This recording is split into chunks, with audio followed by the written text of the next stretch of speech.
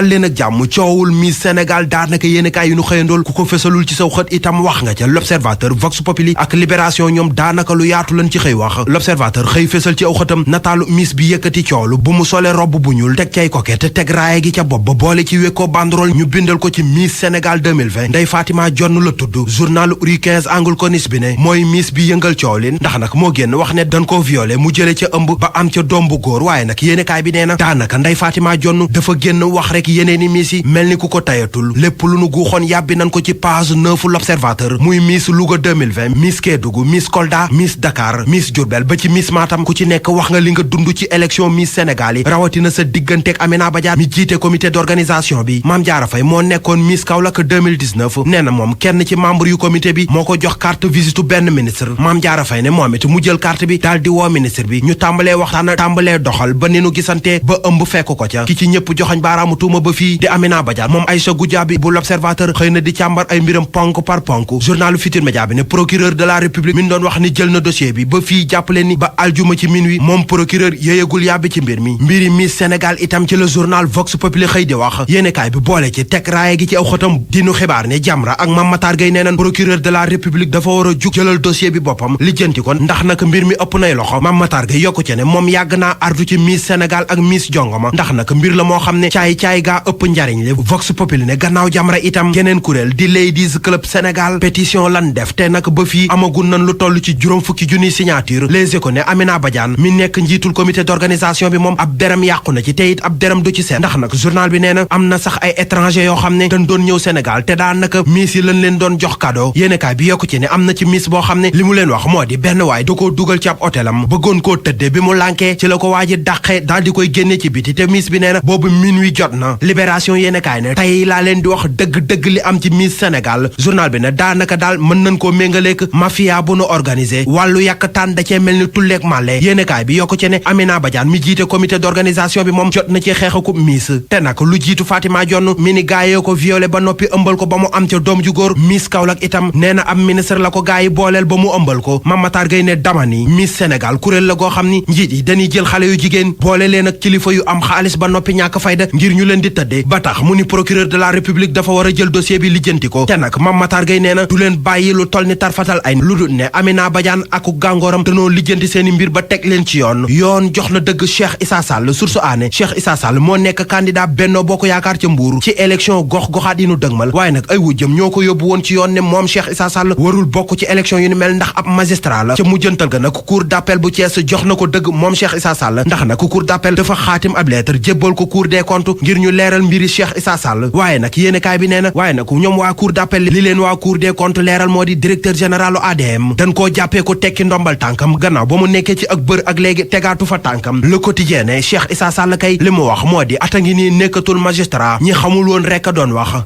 ba tax moom mu ni woon cellu doon leen déglu te xam ne bu nu àggee ca pandaw ga yuuxu dina jëfun ko foogewul. Les Échos lu ci man di am daal xalifa général bu Medina Baye di Cheikh Mahi Niass sermoné na leen ñoom classe politique gi bàyyiwul kilifa diine gi ci biir yéenekaay bi li mu xamle moo di fitna bi ni yee ci réew mi nan ko bàyyi ndaw yi ni wàcculoo di leen génnuloo ngir ñuy jàmmaarloog takk der yi itam lu nu war a bàyyi la ndax nag fitna baaxul ci am réew. xalifa bi di Cheikh Mahi Niass ba tey ci biir yéenekaay bi mu ciy gërëm bu baax njiitu réew mi di président Macky Sall moom président Macky Sall ci conseil des ministres bi mu mujjee jiite fa la xamle ni kilo gerte kemb gi mën nañ koo jaayee juróom fukki dërëm. Sud du Quotidien campagne de commercialisation arrêt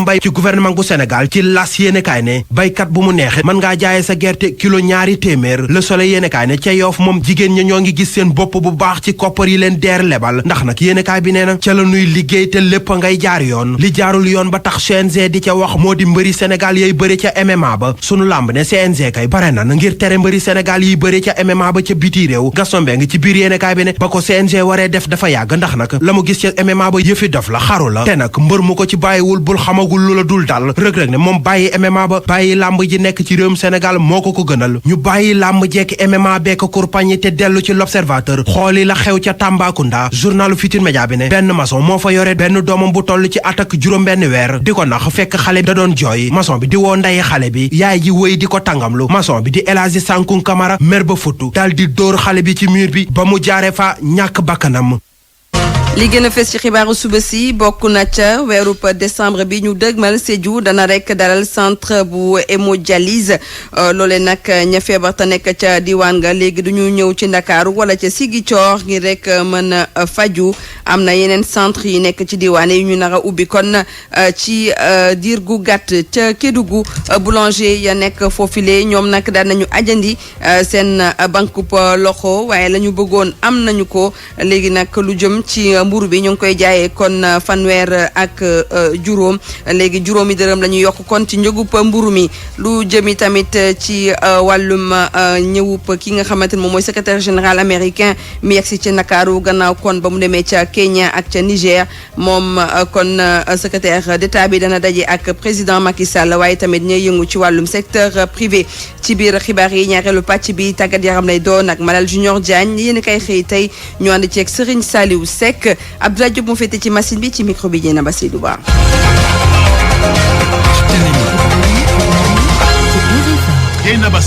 ñu dalale nag jàmm ci xibaaru suba si doore kook Sédhiou bi nga xamante ni balaa yàgg dana rek daal di ubbi centre hémodialyse kon jàppale ne bésu juróom-benni fan ci weeru décembre la ñu rek daal di jàpp bés bi ngir tàmbali kon liggéey bi foofile ña ko rek daal di fësal mooy ñi nga xamante ni ñoom ñooy yor mission conjointe bi yër ko du jëm ci wàllum centre hémodialyse yi foofu ca Sédhiou ak division bi xeex lépp lu jëm nag ci wàllum feebar yi nga xamante ni du wàllaate waaye nag jàppale ne mbokk yi ba fii ñiy feebar te nekk foofule ca diwaanub kon Sédhiou te amee lu mel ni insuffisance rénale nañ doon dem ba Dakar Kolda wala Ziguinchor ngir mën a faju Max Euclid Compagnie. le 6 bii di ñëw ci mois de décembre incha allah dinañu tàmbali suñu liggéey fii ci centre bi. léegi bokk mujjee jafe-jafe nit yi nga xamante ne dañoo amee feebar roño te ñu war a amee dialyse ci lu war a toll ci ñaari semaine ñooñu dootuñu leen référé ci Kolda Ziguinchor wala Dakar ak ubbite centre hémodialyse bu Sédhiou docteur Daouda Koli néphrologue ci hôpital régional Sédhiou. jot nañ ci gis lu ëpp fukki malade yi nga xam ne toll nañu ci seen tayeelu roño ci li nga xam ne fu dañooy soxla machine bu ñëwee dialyse pour mun di leen raxasal seen deret donc loolu bu ñu koy am le plus souvent Ziguinchor lañ leen doon faral di yónni wala Kolda ñenn ñi Dakar bu centre bi démarré effectivement malade yi incha allah dinañ leen mën di gérer fii te yàlla def na centre bi centre bu xaw a mag la. lu mooy fukki patient yooyu nga xam ne ñoom lañu référé ci weeru ñu gën a nii ñu nekk ay at a ngi nii ci yeneen i diwaan yi nañu mën a dellu si te il te bénéficier ci ab prise en charge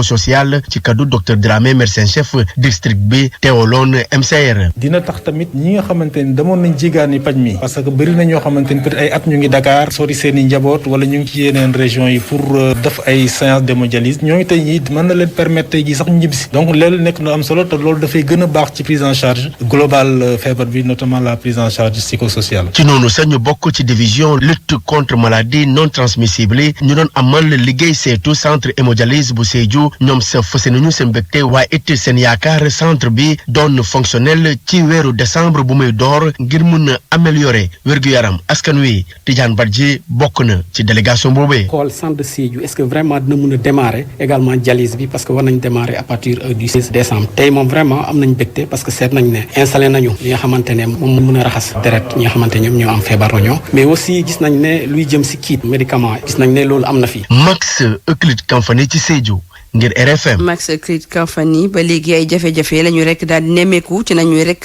daal di fajee ñi nga xamante ni ñoom ñoo am feebaru roño ñu koy woowee insuffisance rénale la ko waral nag bokk na ca ñàkk ay personnel maanaam ñu xarañ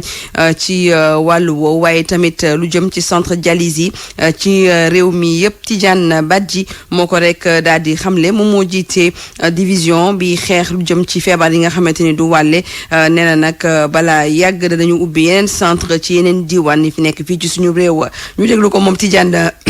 ngeen baal ma Tidiane Badji ci micro Max Euclid Compagnie. donc je peux vous dire que la politique de l'État du Sénégal c'est day def en sorte que ñi nga xamante ne dañoo am feebar roño fépp fu ñu dem ñi mun a faju donc ki nga xamante ne yaa ngi Sédhiou doo dem Kolda doo dem Ziguinchor nu mun a tax nga mun a faju également au niveau également du centre de dialyse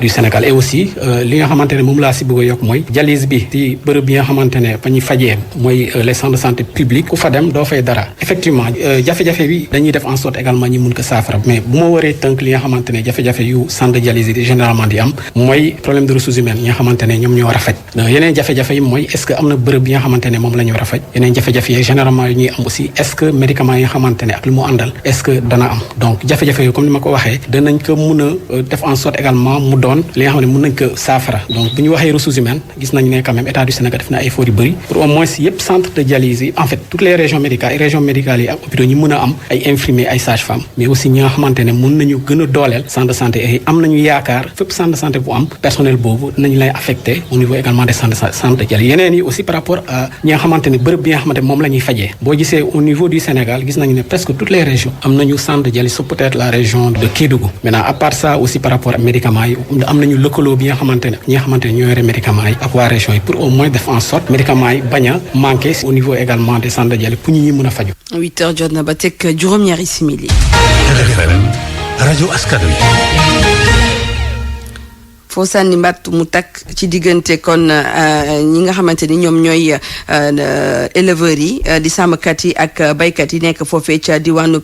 Kaffrine daanaka foofee nag jafe-jafe lañ fa daal di nemmeeku ndaxte juwuñu seen biir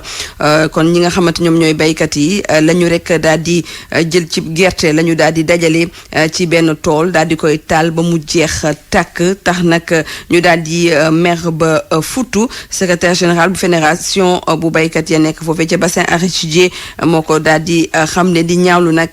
li di mel mi ngi sàkku nag ci kilifa réew mi ñu daal di rek yëngu daal cay wax balaa nag mbir mi di gën di ñaaw. Cheikh Tidiane Cissé lay wuyoo ñu déglu ko moom moo nekkoon ganu RFM soir démb ci micro Ibrahima Diamé. ci diggante bu nga xam ne soriwut ak Kaffrine mais problème bi rek mooy que ne ni ñu ko waxee mooy baykat yi ñoo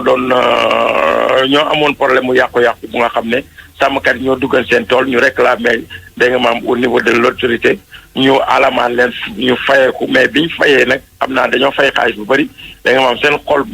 naqari da nga maam ñu jaar si gannaaw ñëw lakk naaf yi mais bu loolu amee aussi yaakaar naa ne aussi dañoo ñëwaat une deuxième fois da nga maam lakk naa fi ci information yi jot loolu la ñu jox comme information. loolu ndax buñ ci jógulee mënul jur musiba loo xamante ne voilà kenn souhaité wu ko. waaw loolu moom c'est extrêmement grave parce que baykat bu bay ba neer wàcc nga xam ne loolu lay dundee njabootam loolu boo ko defee bu la gisee vraiment xeex mën na ci soqee ko te xam naa ne xeex moom bu ci amee lu ci nekk mën na ci am gorante mën na ci am fetalante mën na ci am lu nekk mën na ci am. donc loolu daal vraiment daal. ndax kilifa yi yegg nañ ko kilifa yi nga xamante ne ñoom la ñu dënk diwaan bi ñu dox ci tànk biñ ci war a dox voilà. waaw yaakaar naa ne ils sont aussi responsables parce que yooyu kenn du ko dégg di ko xoolaan dégg nga maam ba muy duggaat yeneen domaines yoo nga xam ne dégg nga maam dana indi beneen complication bu nga xam ne fuñ ko doon xaar mu weesu ko. fi nga xamante ni itamit am na ay jafe-jafe wax mooy ca commune bu Wuro Sidi nekk ca département bu Kanel foofee nag ña dëkk ci ñetti village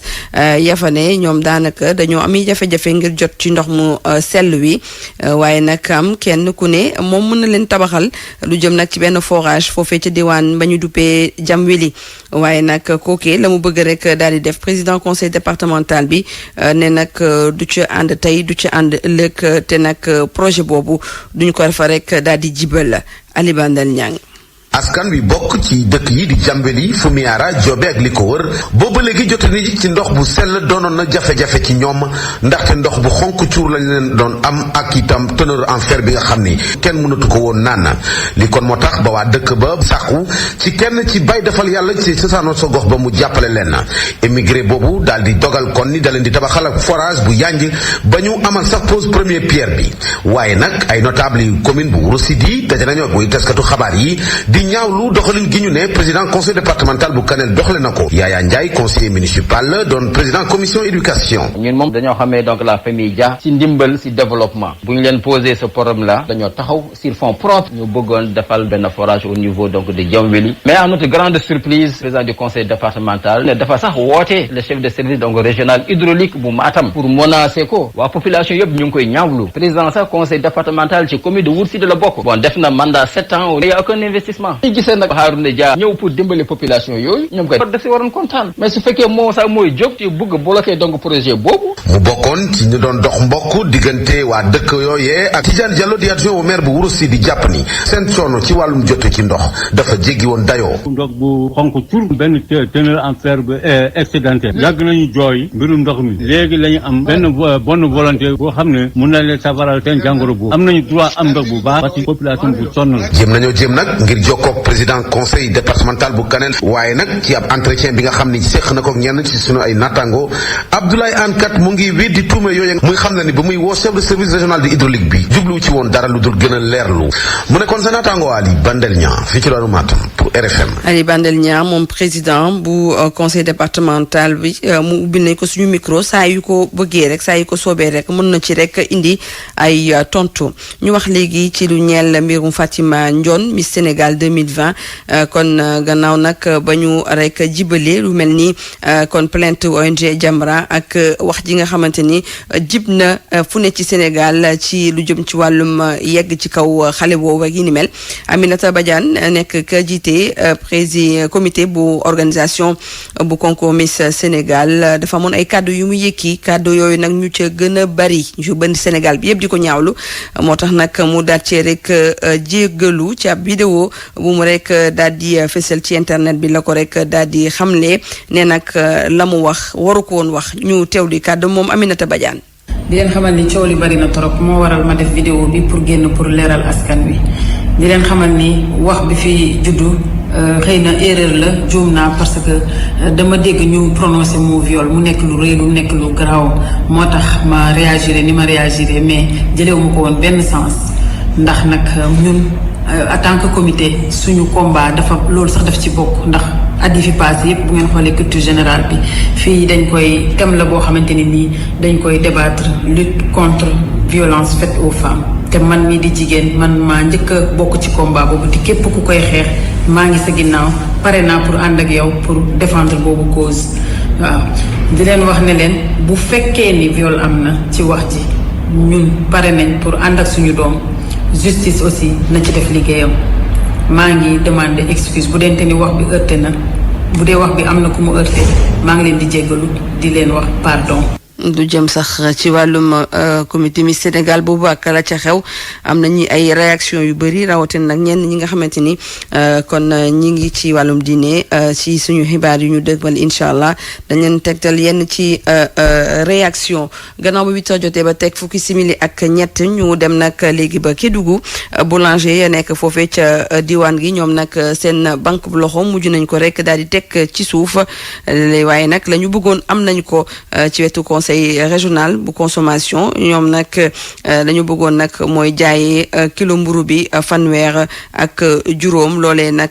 daanaka am nañu ko Ibrahima Jabaxate. njëgu mburu bi yokk na bu baax a baax fii ci région bu Kédougou baguette bi doon jar fanweeri dërëm yokk na ba fanweer ak juróom ndogal boobu moo ruus ci ndaje bi ñu amaloon ci cadre conseil régional de la consommation te ñu jagleel ko ci examen prix mburu mi fii ci diwaanu Kédougou ginnaaw grève bi boulanger amaloon fii pour ñaax autorités yi pour ñu yokk njëgu mburu bi Sayer Ndaw mooy gouverneur région bu Kédougou. boulanger yi dañu continuer di grève ak Kédougou lu ko waral kon biñ ko gëstoo je commencé wax ma ni am nañ lu ndax di parce que ñoom mënuñu jël 170 grammes di ko jaayee 150 parce que 170 grammes mburu boobu du baax ñu ne léegi 190 grammes lañ doon jaay boobu ba léegi waaye ñu ngi koy jaayee fanweer kon boobu ba léegi ñu ngi doon jaay di perte ça se comprend léegi nag bi ñu waxtaanee ak ñoom ñu ni loolu jarul grève comme prix bi man gouverneur mënu ma koo yëkkati service commerce mënu ko yëkkati conseil régional de consommation rek moo ko mën a yëkkati gisante ci biir arrondir les angles bu ko nekk xam li arrangé moromam su ko defee ñu juboo ci njëg kenn discutéwul kenn werantewul ci njëg gi nga xam ne moom lañ proposé muy baguette 190 grammes bi ñu yóbbu ko ci fanweer ak juróom. fu mu nekk ni nemee ko nañu sax prix yi gën nañu yokk ci biir région bu Kédougou rawatina nag fale ci département de Salémata fi nga xam ne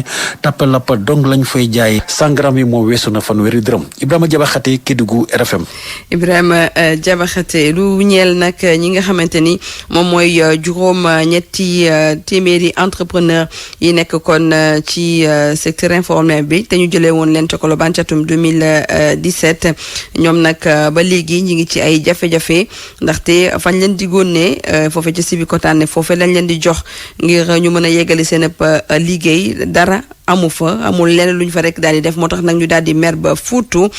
di sàkku nag ci béréb boobu ñu daal di koy rek defar ba mu kon yemb def ci li nga xamante moom la ñu duppee viabilisation ndox courant ak assainissement waaye tamit jox ndàmpaay ñi nga xamante ni ñoom ñoo loru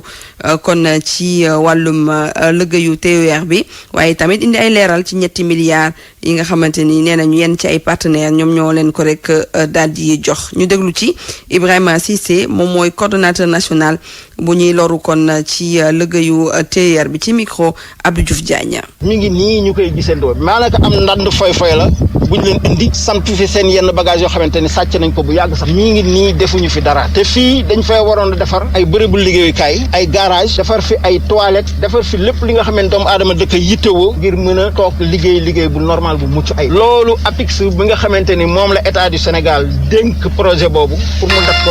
moo ko waroon a def waaye alal jooju ñu fi waroon a def 4 at jotoon nañ ci bu yàgg bailleurs yi joxoon nañ leen alal jooju mu toll ci 3 milliards APIX sàkkal ko pexe maanaam APIX dafa détourné xaalis boobu 3 milliards la leen joxoon 4 at ba tey jii defuñu fi dara àll baa ngi nii sa ndaw li ñu bëgg yomb na mooy li projet bi wax ñu def ko xaalis boobu APIX génn ko def ko fi mu war a def nit ñi mën a ñëw continuer seen liggéey loolu la nga xamante ni moom la nit ñi yëpp soxla te moom la ñuy sàkku te loolu it dañ koy am parce que ñaanuñu ko leewaayuwuñu saraxuwuñu c'est l'argent du contribuable suba dañ koy fay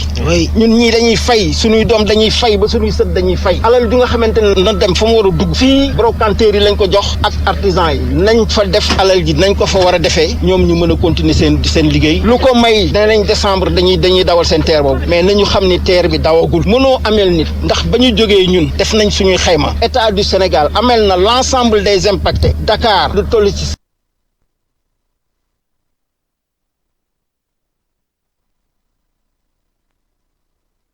moom mooy sénégalais moom mooy sénégalais bu ñu agrégé en droit privé ci concours CAMES bu mujj bi kon jàngalekat la ca faculté des sciences juridiques politiques bu université Cheikh Anta Diop bu Dakar ma nga tudd Fatimata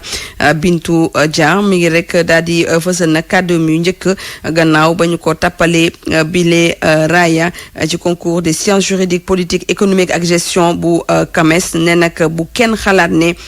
université yi nekk fii ci Sénégal jàng mu kawe mi kon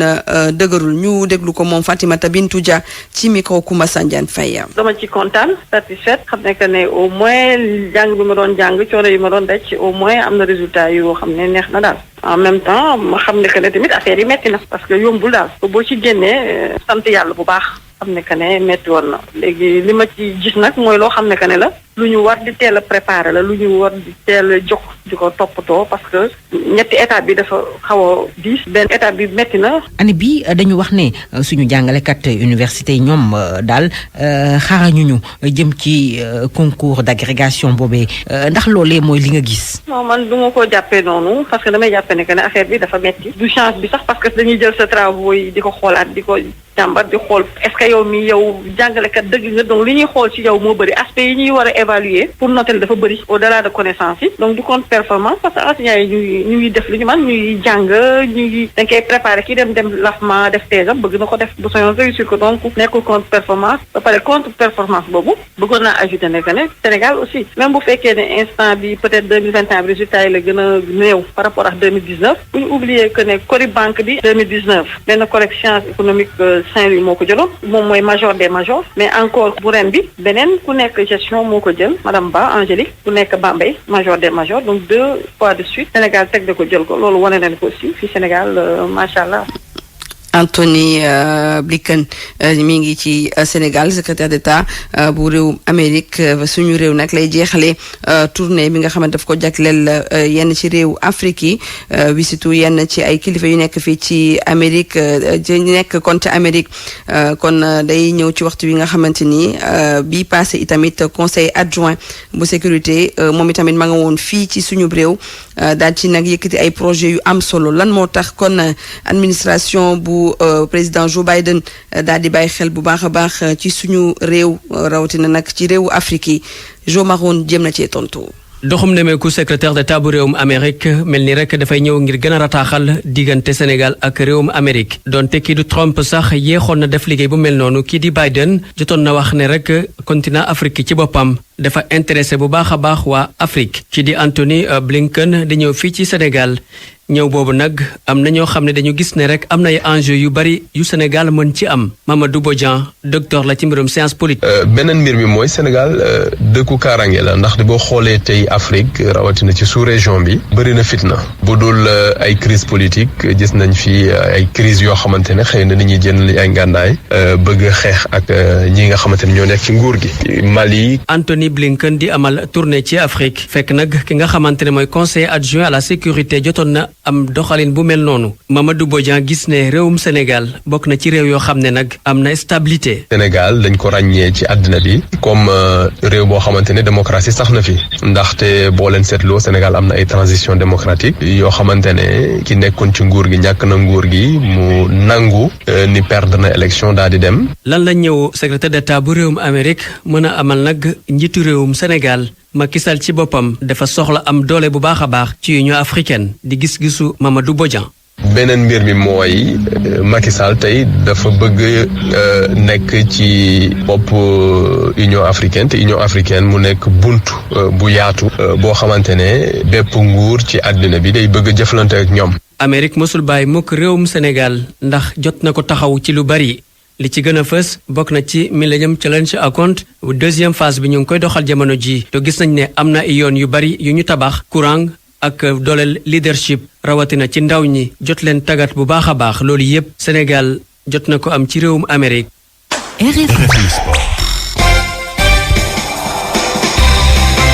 RFM waxtu tàggat yaram jot na 8h moo jot ba teg ñaar fukki simili ak ñaar ñu ciy dalal Malal Junior Diagne. jàngeen jëf daleen jàmm ci sport week-end dañu kaa doore ak tàmbalip saison bu bees bi jëm ci wàllu Ligue 1 Sénégal ci aseer tey gi ca stade Alassane Djigo ca Pikine lañu kaa dooree nu ni nag jongante bay dox foofa dina dem diggante waa AS Pikine ak waa Guédiawaye football club muy derby ci banlieue bu Ndakaaru naka la ko waa Pikine ya nam waajale ak lan lañ ca bëgg ci googu la jongante Famara Soli mooy seen secrétaire général. match bi wax dëgg yàlla ñu ngi koy préparé si anam bu mucc ayib mu nekk match boo xam ne bu am solo la. nga xam ne day andi lu bëri football Sénégal donc ñu nag suñuy dëkkandoo ñooy daje mu nekk match boo xam ne du yomb parce que ay derby la mais cette fois-ci vraiment dañoo bëgg vraiment cultiver fraternité supporters yi ensemble dirigeants yi ensemble ñu organiser vraiment match bi nga xam ne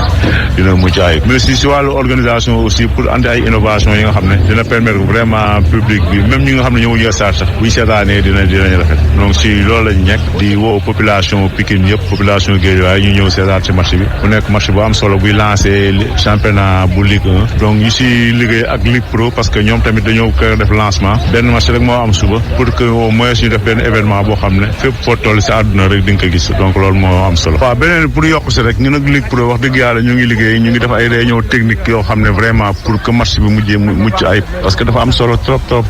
lu ñu bëgg à travers match bi ñu jaaree si match bi football Sénégal ñu mën ko jaay wane ko bu baax a baax moo tax ñu ngi def suñu kapitalaay kattan AS Pikine moom ñu ngi préparé pour def ay innovation yoo xam ne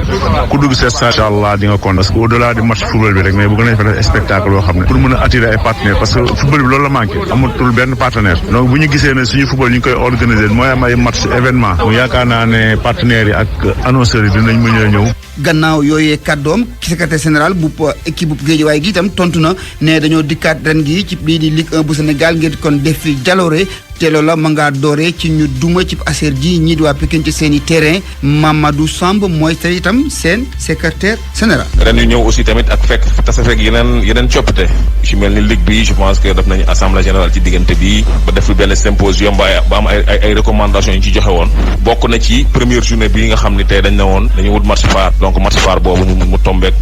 Guédiawaye ak AS Pikine ñu daje je pense que dañ koy préparer sereinement donc ñu ngi ci di ñaan yàlla buñ ci eggee ak jàmm yàlla sotti ci ndox mu sedd yàlla may ñu ndam ci kaw AS Pikine te buñ fa jugee aussi tamit football professionnel bi nga xam ne tey mooy suñu football local mën a jëmaat ca kaw yaakaar bi nga xam ne ligue professionnelle am na ko tey ba jël match bii nii def ko match phare ba nga xam ne tey benn match rek moo am suba ci championnat bi muy match d'ouverture bi nii je pense que yaakaar boobu ligue pro am ko tey ak attente yi mu ciy xaar yàlla na suñu borom def lépp lépp daje tey jii nii football local sénégalais en général mun ci gagné. programme gi des ko yeggali dimanche ne génération foot ca Déni Biram Ndaw moo faa daje ak waa Jaraaf bu Ndakaaru AS Douane dina kon laaleeg waa Tëngéej FC nekk championne en titre Casa Sport ca Ziguinchor moo kon dajal waa Dakar Sacré-Cœur Mbour Petite Côte dafa dem ca Ndar fekk foofu waa Linguère di équipe bu ñu yégal ci Ligue 1 Sénégal Gorée wala laale ak waa SNEPS Excellence Jàmbaar itam dina jouer ak ñi di waa Njàmbur Ligue 2 bi itam dana sóobu ci seen ay yëngu-yëngal lu ko tàmbalee dimanche ji ne programme ga dafa dox diggante Walidane ak Demba Diop ñii nag di Amitié FC dana nu jouer itam ak waa Port Autonome bu Ndakaaru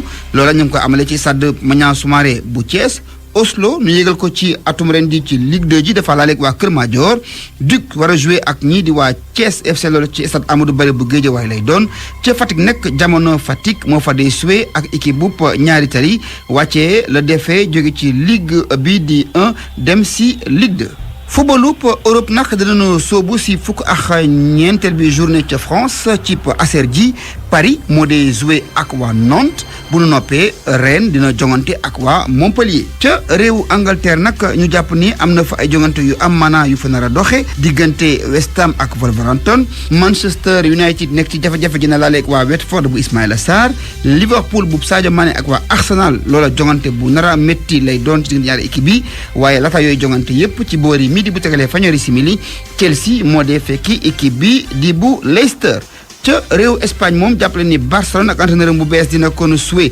20h ak waa Espagnol Barcelone loola mooy kon le derby de Barça ñii nag di Atlético de Madrid dina laaleeg waa Osasuna Celta Vigo moom dafa dee jouer ak waa Villarreal ci waxtu boo xam ne Séville dafa dee kon dalal équipe bu Alaves ñu wax itam jëm ci championnat bi di bu Italie fukk ak ñetteel bi journée ca la ñu toll Atalanta de Bergame ak la Spiezia noo dee jongante Juventus dafa dem fekki waa Lazio Rome Fiorentina dafa kon dalal ñii di waa AC Milan loolee ci tënk moo di gënoon a fës ci xabaar yi jaa ngeen jëf ci déglu bi